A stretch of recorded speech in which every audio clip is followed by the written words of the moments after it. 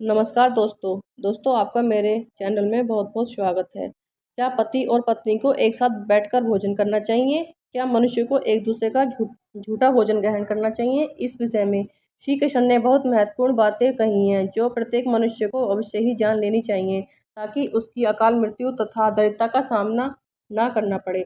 दोस्तों, इस संसार के प्रत्येक प्राणी को अन्न की आवश्यकता होती है। अन्न से ही उसे ऊर्जा प्राप्त होती है। हर पशु के लिए अलग अलग प्रकार के अन्न की आवश्यकता होती है।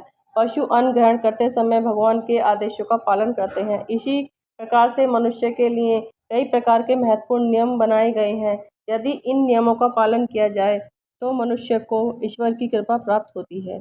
हमारे शास्त्रों में भोजन करने की दिशा और भोजन का प्रकार और भोजन का सही नियम इस विषय में महत्वपूर्ण नियम बताए गए हैं। दोस्तों, भगवान श्री कृष्ण ने भागवत गीता में भोजन करने संबंधी बहुत महत्वपूर्ण संदेश दिए हैं। यह उपदेश मनुष्य की उन्नति देने वाला, दीर्घ आयु दिलाने वाला तथा सभी प्रकार के रोगों से मुक्त रखने वाला होता है। जिस शरीर को भगवान ने वरदान दिया है उन्होंने ही इस शरीर को स्वच्छ रखने के उपाय भी बताए हैं। जो मनुष्य भगवान श्री कृष्ण द्वारा बताए गए इन नियमों का पालन करता है उसका शरीर सदैव स्वच्छ और स्वस्थ रहता है तथा संगति प्राप्त करने वाला होता है। भगवान श्री कृष्ण ने भगवत गीता में के माध्यम से मनुष्य को भोजन के प्रकार बताए हैं। जिस प्रकार से भोजन से मनुष्य की प्रकृति क्रोधी और राक्षसी बनती है और किस प्रकार के भोजन करने से मनुष्य सदाचारी, विनम्र और दूसरे के मन पर विजय प्राप्त करने वाला बन जाता है।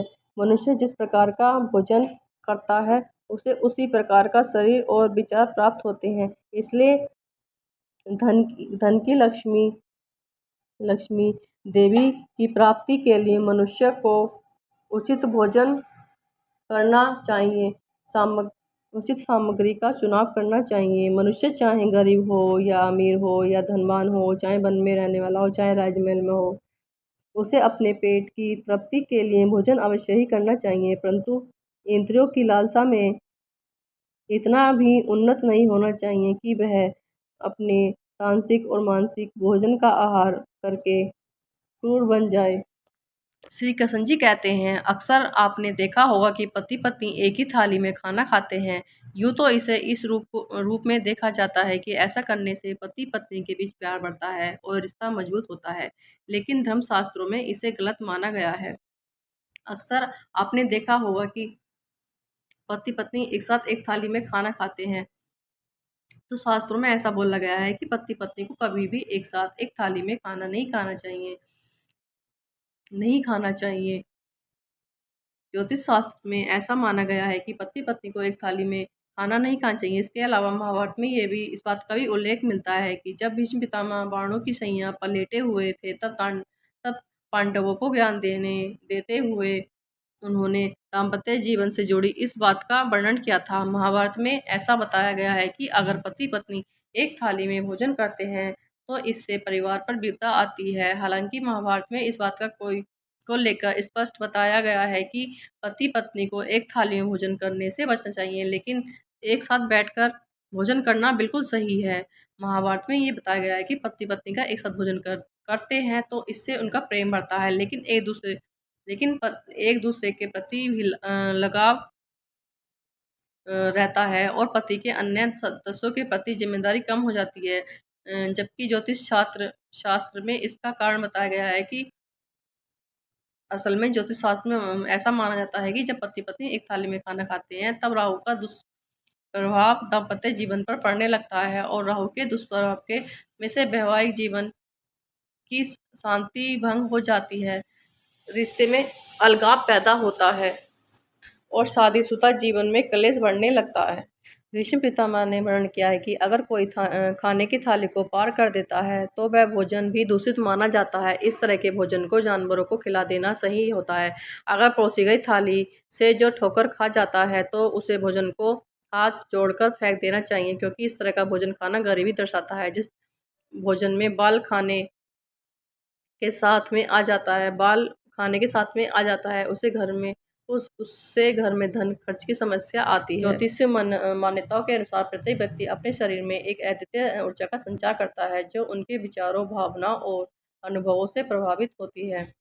जब हम भोजन का उपयोग करते हैं तो हम न केवल उसकी पोषण सामग्री को बल्कि इसके साथ जुड़े ऊर्जावान कंपन को भी अवशोषित करते हैं। जो भोजन पहले किसी और के द्वारा खाया जाता है और उस भोजन से पूरी ऊर्जा नष्ट हो जाती है, और जब हम उसी भोजन को ग्रहण करते हैं तो उसका पूरा प्रभाव हमारे शरीर पर नहीं होता है। ऐसा भोजन को खाने से हमारे शरीर की ऊर्जा बढ़ने के बजाय कम होने लगती है और कई शारीरिक समस्याओं होने का डर बना रहता है।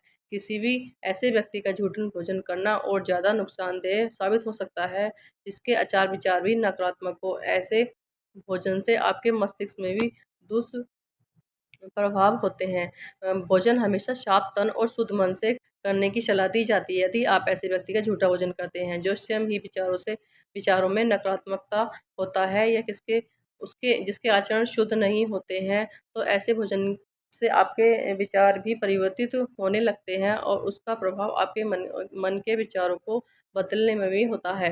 कई बार आपने अनजाने में ऐसे व्यक्ति का झूठा भोजन करते हैं जिसका विचार शुद्ध न हो, तो यह आपके लिए अच्छा संदेश नहीं होता है। ये आपके मस्तिष्क को प्रभावित करते हैं। जब हम किसी दूसरे व्यक्ति के झूठे भोजन का सेवन करते हैं तो अब हमारी ऊर्जा और अनुभवों को अनजाने में अपना बना लेता है। इस प्रकार उनके भोजन के क्रम का प्रभाव हमारे जीवन पर भी महसूस होता है।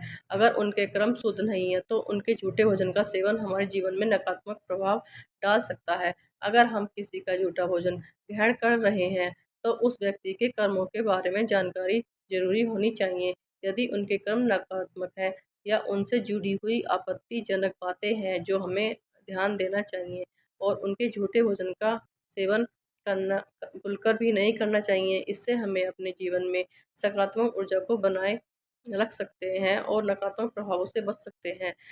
अगर हम शास्त्रों की न माने तो स्वास्थ्य के दृष्टिकोण से किसी और का झूठा भोजन खाने से बीमारियों का खतरा काफ़ी हद तक बढ़ जाता है। इससे संक्रमण का खतरा बढ़ सकता है, और यदि उस व्यक्ति को कोई बीमारी है तो वो आपके शरीर में भी फैल सकती है। भले ही भोजन देखने में साफ और सुरक्षित लगता हो, लेकिन उसमें बैक्टीरिया या वायरस हो सकते हैं और बीमारियां परेशानी का कारण बन सकते हैं। ज्योतिष शास्त्र शारीरिक स्वास्थ्य और जीवन शक्ति को बनाए रखने के महत्व पर भी जोर देता है। इसी वजह से झूठा भोजन न करने की सलाह दी जाती है। मनोवैज्ञानिक रूप में किसी को झूठा भोजन खाने से असुविधा, घृणा एवं मन में बेचैनी की भावनाएं पैदा हो सकती हैं। ऐसे भोजन का उपभोग करना तो जो पहले से ही किसी अन्य व्यक्ति द्वारा आंशिक रूप से खाया जा चुका है, इसका इस्तेमाल आपके मस्तिष्क को प्रभावित कर सकता है। झूठा खाना खाने से यह पवित्र आदान-प्रदान बाधित होता है और खाने के कार्य में निहित आध्यात्मिक आशीर्वाद को पूरी तरह से प्राप्त करने की हमारी क्षमता बाधित हो सकती है। इन्हीं कारणों से झूठा भोजन न सिर्फ शास्त्रों में अनुसार बल्कि विज्ञान के अनुसार भी खाना वर्जित होता है, और इसके फायदे भी की जगह नुकसान हो सकते हैं। आई होप आपको ये सब बातें समझ में आ गई हों। अगर आपको ये मेरी वीडियो अच्छी लगे तो प्लीज़ मेरी वीडियो को लाइक और चैनल को सब्सक्राइब करना ना भूलें। नमस्कार दोस्तों।